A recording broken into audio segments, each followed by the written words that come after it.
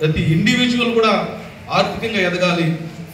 ఏదో ఒక వ్యాపార సంస్థకో లేదా బడా వ్యాపారవేత్తలకో డబ్బులు ఇచ్చి 5 స్టార్ హోటల్ కట్టించి, లేకపోతే ఇంకా ఆల్రెడీ హోటల్ కట్టే మా మదన్కి 2 లాడ్జీలు కట్టుకోమని డబ్బు ఇవ్వడం కాదు. మదన్ 2 లాడ్జీలు ఉన్నాయి ఆల్రెడీ. ఇంకొక డబ్బులు అయినా కానీ డబ్బులు ఇస్తే మదన్ బాగా సపోర్ట్ చేస్తాడు.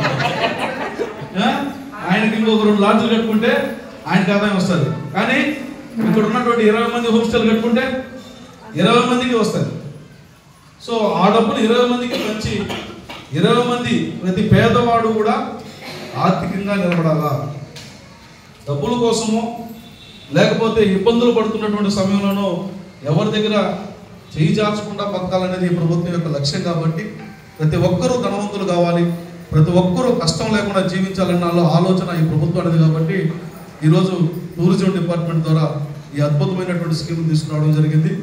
ఈ కాణిపాకాన్ని సెలెక్ట్ చేసినందుకు టూరిజం డిపార్ట్మెంట్ వారికి మన పూతలపట్టు నియోజకవర్గం తరఫున, ఐరాల మండలం తరఫున, కాణిపాకం తరఫున ప్రత్యేకమైనటువంటి కృతజ్ఞతలు తెలియజేసుకుంటున్నాం.